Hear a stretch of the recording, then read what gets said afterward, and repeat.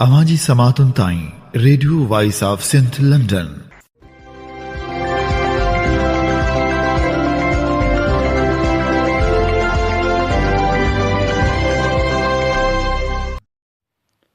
अवी ॿुधी रहिया आहियो radio voice of Sindh London. अव्हां जी ख़िदमत में प्रोग्राम पेश कजे थो ख़बरुनि जी दुनिया। 13 फरवरी 2025 ख़मीस जे ॾींहुं प्रोग्राम ख़बरुनि जी दुनिया साण करे आऊं अव्हां जी ख़िदमत में हाज़ुर अव्हां जो पंहिंजो मेज़बान हबीब लगारी। सभ खां पहिरियां पेश करियूं था ख़ासि ख़बरूं। सिंधू दरिया मां कैनाल कढण ऐं कारपोरेट फार्मिंग जे नाले ते सिंध जे ज़मीननि ते कब्ज़े ख़िलाफ़ एहतिजाजी तहरीक जारी। जसकम आरिसर जो प्यादल मार्च। जीए सिंध मुहाज़ पारां 20 फरवरी ते कराची प्रेस क्लब में रथियल सिंध इतिहाद कॉन्फ्रेंस जूं तयारियूं जारी। मुख़्तलिफ़ अॻुवाणनि खे दावतूं ॾिनियूं वियूं। मिरपुर ख़ास मां लापता थियल नारी ऐं नौजवान खे पुलिस हथ करे वरितो। नारी मुसलसल रुअंदी रही, खेसि वक़्तु ॿवाटे ते बीहारे छॾियो। ख़ैरपुर मां 7हीं क्लास जी शागिर्दियाणी मुबैना तौरु अगवा। डॉक्टर शाहनवाज़ कुंभर जी पहिरीं पोस्टमार्टम कंदड़ डॉक्टर क़तल केस में बि नामज़द। डॉक्टर जी हिमायत में डॉक्टर मैदान में अची विया। एहतिजाज जो सिलसिलो जारी जॾहिं त साञा वंदन पारां डॉक्टरनि ते तनक़ीद। हाणे पेश करियूं था तफ़सीली ख़बरूं। सिंधू दरिया ते 6 कैनाल ठाहे सिंधू खे सुकाइण, कारपोरेट फार्मिंग ऐं ग्रीन पाकिस्तान जे नाले ते सिंध जूं ज़मीनूं धारियुनि हवाले करण ख़िलाफ़ जसकम आरिसर जो सखर खां निकितल प्यादल मार्च जारी आहे। काल्ह सुबुह जो प्यादल मार्च हैदराबाद मां रवानो थियो। प्यादल मार्च शहरी में पहुतो, जितां अॼु वरी मंज़िल तरफ़ रवानो थींदो। टंडे मोहम्मद ख़ान में ॾींहं जो पहुचंदो, जंहिं खां पोइ अॻिते रवानो थींदो। मुख़्तलिफ़ हंधनि ते प्यादल मार्च खे ख़िताब कंदे जसकम आरिसर जे चेयरमैन असलम ख़ैरपुरी, किरण निज़ामाणी, असद सिंधियार ऐं ॿियनि चयो त असांजे क़ौमी कारकुननि खे जबरी तौरु खंभे गुम कयो वियो आहे। उन्हनि खे फ़ौरी तौरु आज़ादु कयो वञे। सिंध में धारी आबादकारी ख़िलाफ़ तकड़ा क़दम खंया वञनि। धारिया हिते रही मक़ामी माण्हुनि जे रोज़गार ते धाड़ो हणी रहिया आहिनि। मक़ामी माण्हू बेरोज़गार हुजण सबबि ख़ुदकशियूं करण ते मजबूर आहिनि। हुननि चयो त सिंध में वधंदड़ इंतिहा पसंदी खे बि रद्द करियूं था।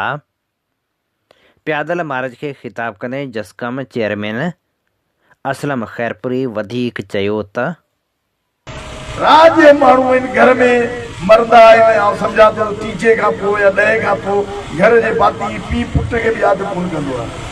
पर होशू शीती असांखे यादि छो आहे? कॾहिं सोचियो आहे त दूधो सुमरो असांखे यादि छो आहे?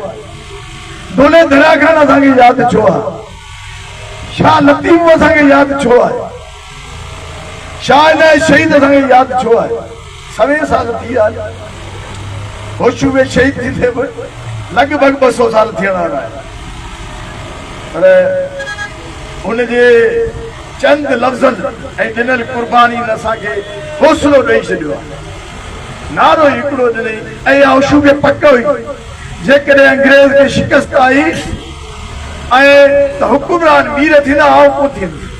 पर पोइ हुन पंहिंजी धरती तां वचन कंदे नारो बुलंद कयो त मरसू मरसू सिंध न ॾेसू। अॼु हिन नौजवान जी ज़बान जो उहो ज़िंदा नारो बणिजी वियो आहे। अॼु होशू हुननि जे हर सुफ़ में हुन सां गॾु नज़र अचे। इहा वतन जी कशिश आहे, इहा धरती जी कशिश आहे, इहा मोहबतनि जी कशिश आहे जेका असांखे मजबूर थी करे असीं पंहिंजे उन्हनि महबूबनि खे यादि कयूं जिन धरती लाइ कुझु कयो आहे। सो अदा मरी वेंदासीं, बुखार में बि, हार्ट अटैक में बि, एक्सीडेंट में बि लातदाद सबबु बणिबा आहिनि। मौत ईंदो न आहे, को बि असांखे ख़ाइल मौत कोन ईंदी। को माण्हू चयो मरंदी कोन। हा केॾांहुं चयो तव्हां कब्रिस्तान में वियसि, लातदाद क़बरूं ॾिठुमि, पर हर क़बर वारे खे इहो डपु हो त कुझु कंदुसि त मथां मरी पवां। हाणे मरी आहे ऐं मोल ते ढकिया पिया। सो मरंदा ज़रूरु, जेकॾहिं को अहिड़ो कमु करे वञो जंहिंसां धरती बची पए, जंहिंसां दरिया बची पए, जंहिंसां सिंधू बची पए, जंहिंसां सिंध बची पए, सिंधियूं ज़मीनूं बची पइनि, सिंधी माण्हू अकिलियत में न अची सघनि, सिंधी माण्हू जीअंदा रहनि, उन जापे लाइ जियो। उन जीअण में जेको मरण आहे न, उन मरण में वॾो मज़ो आहे। उहो मज़ो वठी ॾिसो। होशू वरितो आहे, हेमू वरितो आहे, दोदे वरितो आहे, शाह नायद वरितो आहे, इहो वठी ॾिसंदासीं। मरी त ईंदासीं, घर थोड़ी अड़ी मरी वेंदासीं। तो लातेदार कब्रूं ते कब्रिस्तान ॾिसंदे आयासीं। मूंखे किथे बि नज़र कोन आयो को हरू भरू को कुलप पड़ंदो हुजे हुन में, पर असीं जितां लॻियासीं को शहीद हो त हुनजी मज़ार ते ज़रूरु वियासीं। ख़बरूं जाम ॾिठियूं थी। उहो इन करे जो रिश्तो असां सां हो, धरती सां हो, असां सां मतिलबु धरती सां हो। उन रिश्ते खे निभाईंदे असां हुननि जूं हाज़िरियूं भरियूं। लतीफ़ हुजे, सचल हुजे, ॿिया लातेदार शहीद हुआ, हुननि जी मज़ार ते अचणु वञनि, के रहिजी विया आहिनि त असां इहो अहद कयो आहे त जीअं ई असां पंहिंजो मार्च ख़तमु करे पहुचंदासीं त वरी हुन तरफ़ ईंदासीं। सो अॼु सिंध बचाइण लाइ, सिंधू बचाइण लाइ तव्हांजी ज़रूरत आहे। तव्हां पंहिंजे लाइ इहो अहसासु पैदा कयो त पाणी न हूंदो त तव्हां कीअं जीअंदा, उन जापे लाइ उथी खड़ा थियो। सिंधू दरिया ते केनाल ॾियण ख़िलाफ़ एहतिजाजी तहरीकनि जो सिलसिलो जारी आहे। जिते मुख़्तलिफ़ जायुनि ते एहतिजाजी मुज़ाहिरा कया पिया वञनि, उते मुख़्तलिफ़ तनज़ीमुनि पारां एहतिजाजनि जा ऐलान पिणु थियल आहिनि। सिंधू दरिया ते गैर क़ानूनी कैनाल वारे मनसूबे ख़िलाफ़ अॼु लाड़काणे में पिणु एहतिजाजी मुज़ाहिरो कयो वेंदो। मौज़म अली अब्बासी पारां ऐलानियल एहतिजाजी मुज़ाहिरे में SUP जो सदर सैद ज़ैन शाह ऐं ॿिया अॻुवान शिरकत कंदा। सिंधू दरिया मां कैनाल कढण वारे मनसूबे ख़िलाफ़ GA सिंध मुहाज़ पारां 20 फ़रवरी ते ऐलानियल कॉन्फ्रेंस जूं तयारियूं जारी आहिनि। कॉन्फ्रेंस जे सिलसिले में GA सिंध मुहाज़ जे chairman Riaz Ali Chandio, functional league जे अॻुवान सदरुद्दीन शाह, GDA जे general secretary doctor Safdar Abbasi, Sardar Rahim ऐं सैयद ख़ुदादीन शाह सां मुलाक़ात करे खेनि शिरकत जी दावत ॾिनी। उन मौक़े ते ॻाल्हाईंदे GA सिंध मुहाज़ जे चेयरमैन रियाज़ चांडी चयो त कराची में सिंध इतिहाद कॉन्फ्रेंस कराए रहिया आहियूं, जंहिंमें कराची ऐं हैदराबाद जे मुस्तक़िल रिहाइशनि वटि GA सिंध मुहाज़ इहा ॻाल्हि खणी वेंदी। पीअण जे पाणी ताईं ज़राए जे पाणी खे ख़तमु कयो वेंदो। तंहिं करे सिंध हिकु आवाज़ थी कैनालनि जे ख़िलाफ़ गॾियल जदोजहद करे। 50 सालनि खां वठी हथरादू तरीक़े सां सिंध जो अमन यरगमाल बणियल आहे। सिंध पुलिस भताखोर फोर्स बणिजी वई आहे, जंहिंखे नाकार ऐं तबाह हाल बणायो वियो आहे। हुन वधीक चयो त सिंध वासियुनि खे पंहिंजे पाणीअ खे बचाइण जे लाइ मुसलसल जदोजहद करणी पवंदी। असीं जदोजहद जे मैदान में आहियूं। ख़ैरपुर मां 7हीं क्लास जी शागिर्दियाणी हाफ़िज़ा मजीदाणो खे घर मां मुबैना तौरु अगवा कयो वियो आहे। जवाबदारनि घर ते चढ़ाई करे शागिर्दियाणी हाफ़िज़ा मजीदाणो खे अगवा कयो। मीरपुर ख़ास मां पसंद जी शादी लाइ 3 महीना अॻु घरां निकितल जोड़ो पुलिस हथ करे वरितो। मीरपुर ख़ास जे मेघवाड़ पाड़े मां 3 महीना अॻु लापता थियल सुनील ऐं इंजली मेघवाड़ खे पुलिस कराची मां हथ करे वरितो। इंजली मेघवाड़ जे वालिद DIG खे दरख़्वास्त ॾिनी हुई, जंहिं ते DIG पारां टीम जोड़ी वई हुई। अंजली मेघवाड़ खे मीरपुर ख़ास आंदो वियो, जिते हुन मायूसी में रुअंदे ॿुधायो त मूं सुनील सां कराची क्लिफ्टन में मंदर अंदरि शादी कई आहे। हाणे आउं मजबूर आहियां। माउ पीउ मूंखे पाले वॾो कयो आहे, मूंखे पढ़ायो आहे, मुंहिंजो ख़्यालु कयो आहे। समझ में नथो अचे त मां छा करियां, केॾांहुं वञां। अगर मैंने अब्बू के साथ बयान दे दिया तो उनके साथ रहकर भी मैं नहीं रह सकती, और उनके साथ दे दिया तो मुझे अपने अम्मी अब्बू की याद आई, उनकी इज्जत की। मैं बीच में फंस गई हूँ बहुत बुरी तरीके से। जिन्होंने मुझे बचपन से लेकर इतना बड़ा किया, इतना पढ़ाया लिखाया, मेरे छोटा सा पेट में दर्द होता है, छोटी छोटी टैबलेट लाना, मेरी इतनी केयर करना, आज मैं इतनी कंफ्यूज हो रही हूँ कि मैं किसकी साइड लूं, अपने अब्बू की या सनी की। हालांकि सनी भी मेरी बहुत केयर करते हैं। अभी मैं 3 महीने वहां पर थी, मेरी बहुत ज्यादा अब्बू की तरह केयर की है मेरी। बहुत मेरा रखते हैं, करते हैं, केयर भी बहुत करते हैं, लेकिन मैं क्या करूं, भी उसके साथ जाऊं या अब्बू के साथ जाऊं। तो सनी ने आपको अगवा किया था या अपनी खुशी से गई थी आप?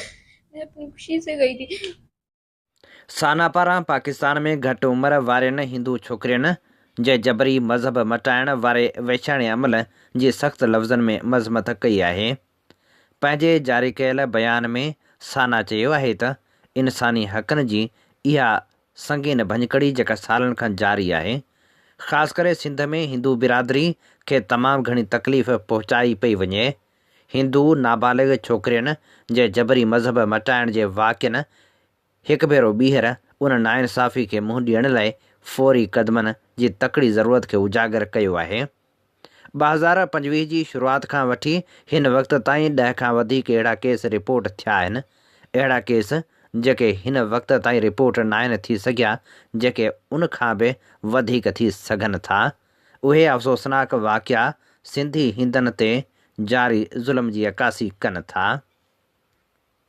पंहिंजे जारी बयान में साना चयो आहे त ज़बरदस्ती मज़हब मटाइण न रुॻो बुनियादी इंसानी हक़नि जी भञकड़ी आहे, पर उन्हनि ख़ानदाननि खे बि भञे टुकरा करे थो, मज़हबी अक़लियतनि में ख़ौफ़ पैदा करे थो ऐं इंसाफ़ ऐं बराबरी जे उसूलनि खे तबाह करे थो।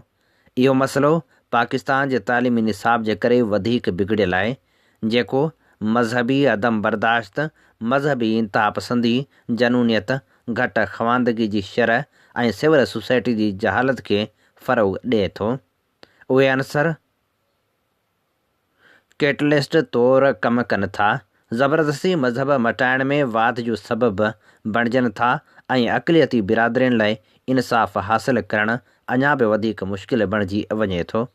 साना मुतासिरनि ऐं उन्हनि जे ख़ानदाननि सां गॾु आहे ऐं हुकूमत पाकिस्तान, सिंध हुकूमत ऐं समूरनि लाॻापियल इख़्तियारनि खां मुतालबो करे थी त हिन ग़ैर इंसानी अमल जे ख़ात्मे लाइ फ़ौरी ऐं मुसर क़दम खंया वञनि। साना पाकिस्तान जी हुकूमत खां इहो मुतालबो करे थी त नाबालिग छोकिरियुनि जे ज़बरदस्ती मज़हब मटाइण वारनि वाक़िअनि खे रोकियो वञे ऐं उन जे तहफ़ुज़ खे यकीनी बणाइण लाइ क़दम खंया वञनि। अहिड़नि ॾोहनि जे सहूलियतकारनि ऐं मुलविस इदारनि ख़िलाफ़ फ़ौरी कार्रवाई कई वञे। मज़हबी अक़लियतनि लाइ महफ़ूज़ माहौल मुहैया कयो वञे त जीअं उहे बग़ैर कंहिं ख़ौफ़ जे इज़त सां ज़िंदगी गुज़ारे सघनि। ताज़नि केसनि जी जाच खे यकीनी बणायो वञे ऐं ज़िम्मेवारनि खे जवाबदार बणाईंदे क़ानून जे कटहरे में आणे पाकिस्तान जे आइन मूजिबि कार्रवाई कई वञे। हिन मसइले ते मुसलसल हुकूमती गैर फ़ाली अक़लियती बिरादरियुनि जे हक़नि जी हिफ़ाज़त में नाकामी जी अकासी करे थी। साना इंसानी हक़नि जे आलमी तनज़ीमनि, मीडिया ऐं सिविल सोसाइटी खां मुतालबो करे थी त हूअ उन्हनि नाइंसाफ़ियुनि ख़िलाफ़ु आवाज़ु उथारे ऐं एहतसाब लाइ पंहिंजो पाण पतोड़ियुनि। साना सिंधी हिंदनि ऐं सभिनी मज़लूम बिरादरियुनि जे हक़नि लाइ पुरज़म आहे ऐं सभिनी लाइ इंसाफ़, बराबरी ऐं इंसानी वक़ार लाइ कमु कंदी रहंदी। अवामी तहरीक जे मरकज़ी सदर एडवोकेट वसंत थरी, मरकज़ी नायब सदर नूर अहमद कात्यार, मरकज़ी ख़ज़ानची अली मोहम्मद परवेज़, मरकज़ी अॻवान हुसना राहूजो ऐं एडवोकेट अयाज़ कलोई पंहिंजे ॻरियल प्रेस बयान में चयो आहे त करमपुर वासी नवपोहरियतनि जे अॻवा जो वाक़ियो अफ़सोसनाक आहे। सरकारी सरपरस्ती में धाड़ेलनि सिंध अंदरि अॻवा इंडस्ट्री क़ाइमु करे छॾी आहे। अॻवा वारे वाक़े खे बिना जाच जे ड्रामो करार ॾींदड़ पुलिस अमलदारनि खे गिरफ़्तार करे जाच में शामिलु कयो वञे। सिंध में वधंदड़ अॻवाउनि ऐं धाड़ेलनि खे नेटो जे स्मगल थियल हथियारनि जी फ़राहमी बाबति सुप्रीम कोर्ट जे हाज़िर सर्वस जजनि ते ॿधल जाच कमीशन जोड़ी वञे। अॻवान चयो त धाड़ेल बिना कंहिं रंडक जे माण्हू अॻवा करे रहिया आहिनि। पुलिस जे धाड़ेलनि जी सरपरस्ती सबबि प्रिया कुमारी समेत केतिरा ई मग़वी धाड़ेलनि जे क़ैद में आहिनि।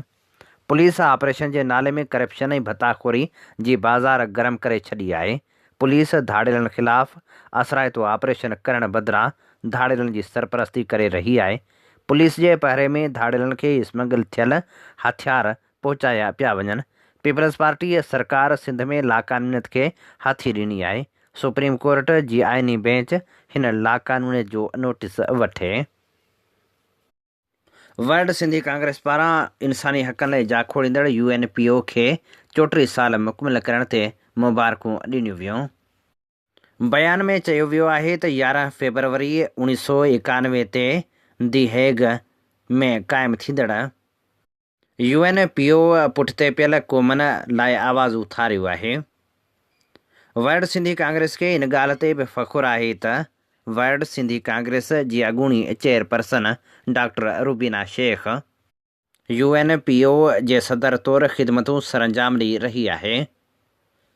वर्ल्ड सिंधी कांग्रेस पारां UNPO खे 34 साल मुकमिल करण ते मुबारकूं ॾींदे इहो अज़म वरजायो वियो त इंसानी हक़नि ऐं मज़लूम तबक़नि लाइ जाखोड़ में साथ ऐं सहकार जारी रहंदो।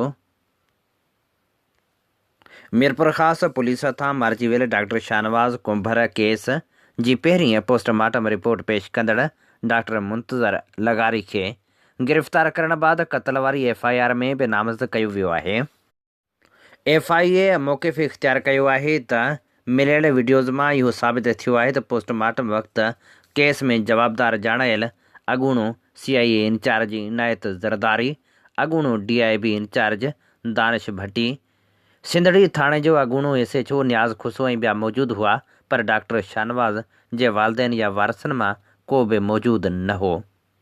FIA इख़्तियारनि मूजिबि डॉक्टर मुंतज़र लगारी पंहिंजी पोस्टमार्टम रिपोर्ट में ॼाणायो हो त डॉक्टर शाहनवाज़ जी 7 नंबर पासराटी टुटल हुई, जॾहिं त क़बर कुशाई बाद जेको मेडिकल बोर्ड जोड़ियो वियो हो उन ॼाणायो आहे त डॉक्टर शाहनवाज़ जी 8 नंबर, 9, 10 ऐं 11 नंबर साॼे पासे वारियूं पासराटियूं बि टुटल हुयूं।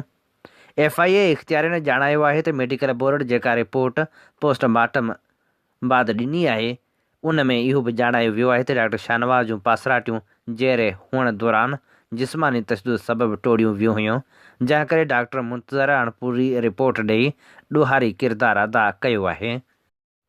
वाज़े रहे त केस में नामज़द 23 जवाबदारनि मां 6 गिरफ़्तार ऐं 11 ज़मानत ते आज़ादु थियल आहिनि, जॾहिं त मीरपुर ख़ासि जे अॻूणे DIG ऐं अॻूणे SSP मीरपुर ख़ासि समेत 6 ॼणा रूपोश आहिनि, जिन जी गिरफ़्तारी लाइ दहशतगर्दी टोड़ अदालत नाक़ाबिल ज़मानत गिरफ़्तारी वारंट जारी करे चुकी आहे, पर अञा ताईं उहे गिरफ़्तार नाहिनि थी सघिया। डॉक्टर मुंतज़र जी गिरफ़्तारी बाद डॉक्टर पिणु मैदान ते अची विया आहिनि। डॉक्टरनि पारां डॉक्टर मुंतज़र जी हिमायत में एहतिजाजी तहरीक हलाई पई वञे। सान्याह वंदन पारां डॉक्टरनि खे सख़्तु तनक़ीद जो निशानो बणायो पियो वञे। सान्याह वंदन जो चवणु आहे त डॉक्टरनि खे कंहिं ॾोहारी जो ईअं साथ न ॾियणु घुरिजे। हैदराबाद जे सिंध म्यूज़ियम में बहार मेलो मुनक़िद कयो वियो। मेले में हैदराबाद जे शहरियुनि वॾे अंग में शिरकत कई।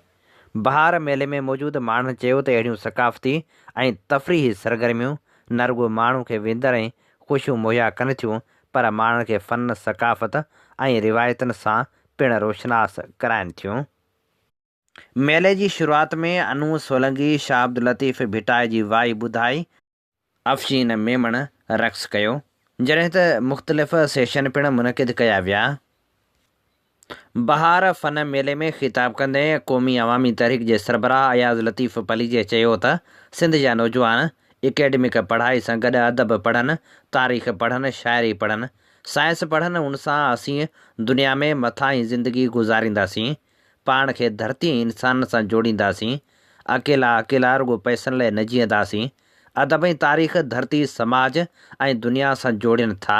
जेकॾहिं ॿोली न हूंदी, कल्चर न हूंदो, अदब न हूंदो, मौसीक़ी न हूंदी, त उहे अंदरां ख़ाली हूंदा, खोखला हूंदा। पंहिंजे ख़िताब में अयाज़ लतीफ़ पलीजे वधीक चयो त नौजवान इल्म ऐं मेरिट सां सिंध जूं वाॻूं संभालिनि। हुकूमत जी एजेंडा में सिंध जी तरक़ी नाहे। सिंधू दरिया खे बंदि ॿधी सिंध खे तबाह कयो पियो वञे। 6 कैनाल ठहिया त सिंध एथोपिया बणिजी वेंदी। करप्शन समूरनि इदारनि खे खोखलो करे छॾियो आहे। अयाज़ लतीफ़ पलीजे जो वधीक चवणु हो त नौजवान सिंध जो मुस्तक़बिल आहिनि। आर्टिफिशियल इंटेलिजेंस, साइंस, मैथ ऐं ॿियनि इल्म वसीले सिंध खे बचाइनि, मुस्तक़बिल खे बचाइनि। ख़राब हुकुमरानी ऐं करप्शन सिंध खे ख़तरे में आणे छॾियो आहे। धाड़ेलनि ऐं मंशात फ़िरोशनि खे हुकूमत जी सरपरस्ती हासिलु आहे। सिंध जा माण्हू पंहिंजे दरिया खे बचाइण जे लाइ मैदान में अचनि।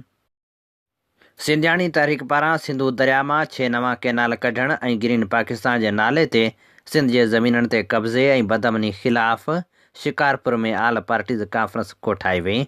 कॉन्फ्रेंस में शरीक अॻुवाणनि सिंधू दरिया मां कैनाल कढण वारे मनसूबे खे रद्द कंदे बेज़मीन हारियुनि ऐं हारियाणियुनि खे ज़मीनूं ॾियण जो मुतालबो कयो। आल पार्टीज़ कॉन्फ्रेंस खे ख़िताब कंदे सिंधियाणी तहरीक जी सदर ज़ीनत समो ऐं ॿियनि चयो त सिंध में रहंदड़ समूरियूं ॿोलियूं ॻाल्हाईंदड़ सिंधू दरिया ते धाड़े ख़िलाफ़ जदोजहद कनि ऐं आवाज़ उथारिनि। शहबाज शरीफ़ ऐं आसिफ़ ज़रदारी सिंध जी दिलि कढे रहिया आहिनि। सिंध बंजर थी वेंदी ऐं 7 करोड़ सिंधी आहिस्ते आहिस्ते उञे बुख मरी वेंदा। थरकोल ब्लॉक 1 जी माइनिंग साइट ते कमु कंदड़ CRC कंपनी पारां मुआइदे मुताबिक़ मज़दूरनि खे पैसा न ॾियण ख़िलाफ़ माइनिंग ते कमु कंदड़ समूरनि मज़दूरनि 2 ॾींहंनि ऐं रातियुनि खां कमु छॾ हड़ताल कंदे एहतिजाज जो सिलसिलो काल्ह बि जारी रखियो।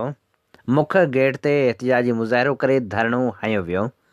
उन मौक़े ते अॻुवाणनि चयो त माइनिंग साइट ते CRC ब्लॉक 1 कंपनी कमु करे रही आहे, जेको बग़ैर कंहिं इंफॉर्मेशन नोटिस जे ख़ामोशी सां वञण वारी आहे। हुन चयो त कंपनी बिना इतला जे मज़दूरनि खे बेरोज़गार करे रही आहे। नोटिस वठी इंसाफ़ फ़राहम कयो वञे। लाड़काणे में सगा जे उहिदेदारनि जी गॾिजाणी मरकज़ी सेक्रेटरी जनरल अली हसन बिरोही जी सदारत हेठि थी गुज़री। जंहिंखे ख़िताब कंदे हुन चयो त सिंधू दरिया मां 6 कैनाल कढण जी असां मज़मत करियूं था। असांजी घुर आहे त 1991 वारे मुआइदे तहत सिंध खे पाणी ॾिनो वञे ऐं सिंधू दरिया ते को बि डेम या कैनाल असांखे कंहिं बि सूरत में क़बूल न हूंदो। कड़ियो गहवर में सिंध तरक़ी पसंद पार्टी जे तालके गोलाड़ची जे सदर अबू बकर कच्छी जी भाॼाई जी वफ़ात ते सिंध तरक़ी पसंद पार्टी जे चेयरमैन डॉक्टर कादर मक्सी तॾे ते पहुची ताज़ियत कई। उन मौक़े ते मीडिया सां ॻाल्हाईंदे डॉक्टर कादर मक्सी चयो त हुकुमरान नवां 6 कैनाल ठाहिण जे मनसूबे ते अमल करे रहिया आहिनि। जेकॾहिं कैनाल ठही विया त सिंध बड़भांग ऐं तबाह थी वेंदी, ज़मीनूं बंजर बणिजी वेंदियूं, आबादगार ऐं सिंधी माण्हू मुआशी तौर ते तबाह थी वेंदा। तंहिं करे सिंध तरक़ी पसंद पार्टी हर सिंध दुश्मन मनसूबे ख़िलाफ़ जदोजहद कई आहे। हिन मनसूबे खे बि ख़तमु कराईंदासीं। 24 फरवरी ते हैदराबाद में लखे माण्हू गॾु थींदा। हिन खां अॻु बि 18 डिसंबर ऐं 2 तारीख़ुनि ते सिंध तरक़ी पसंद पार्टी पारां सिंधू दरिया ते नवां 6 कैनाल ठाहिण वारे मनसूबे ख़िलाफ़ सख़्तु एहतिजाज कयो वियो हो। ॾाहिरकी पुलिस पारां खंभे गुम कयल समाजी वर्कर जुमन महर जी नेठि गिरफ़्तारी ज़ाहिर कई वई। दाद लॻारी भरिसां लोही पुल जे रहवासी समाजी वर्कर जुमन महर खे घोटकी पुलिस गिरफ़्तार करे गुम करे छॾियो हो। जंहिंजो सोशल मीडिया ते मुसलसिल ख़बरूं हलण खां पोइ गुज़िरियल ॾींहुं जरवार पुलिस पुराणे ड्यूटी अटकाव केस में गिरफ़्तारी ज़ाहिर कई। मीरपुर माथेले जी अदालत में खेसि पेश कयो वियो, जितां रिमांड वरितो वियो। ॿिए तरफ़ जुमन महर जे वालिद ऐं भाइरनि मीडिया सां ॻाल्हाईंदे इल्ज़ाम हयो त असांजे भाउ खे बाज़सर वॾेरनि ऐं माड़ी गैस कंपनी जे विंगार वहंदे SHO ज़ुल्फ़कार गिरफ़्तार करे गुम करे छॾियो हो। सोशल मीडिया ते मुसलसिल ख़बरूं हलण खां पोइ मुख़्तलिफ़ थाणनि ते कूड़ा केस दाख़िल कया विया आहिनि। उन्हनि ख़दशो ज़ाहिर कंदे इल्ज़ाम हयो त असांजे भाउ खे हक़ घुरण ते लोकल वॾेरो माड़ी गैस कंपनी जी विंगार वहंदे माराइणु चाहे थो। उन्हनि IG सिंध खां शफ़ाफ़ी इंक्वायरी जो मुतालबो पिणु कयो। शिकारपुर में हथियारबंदनि पैरामेडिकल अॻुवाण एजाज़ काके पोटे खे क़त्ल करे छॾियो। गुज़िरियल ॾींहुं शिकारपुर शहर जे न्यू फ़ौजदारी थाणे जी हद में पैरामेडिकल अॻवान एजाज़ अहमद काके पोटो ते हथियारबंदनि हमिलो कयो। एजाज़ अहमद काके पोटो शिकारपुर खां मोटरसाइकिल ते पंहिंजे ॻोठ दिलमुराद काके पोटो वञी रहियो हो त रस्ते में वेठल हथियारबंदनि मथसि हमिलो करे ॾिनो। संदसि क़तल जो ॿुधी मुख़्तलिफ़ माण्हू इस्पताल पहुता। शहर सॼे में ॾुख जी लहर छाइजी वई। हीअ असीं अव्हां जी ख़िदमत में पेश करे रहिया हुआसीं ख़बरूं। इन ते ई प्रोग्राम ख़बरुनि जी दुनिया जो वक़्तु पुॼाणी ते पहुचे थो। पंहिंजे मेज़बान हबीब लगारी खे ॾींदा इजाज़त। जॾहिं पेर तॾहिं ख़ैर। अवां जी समातुनि ताईं radio voice of Sindh London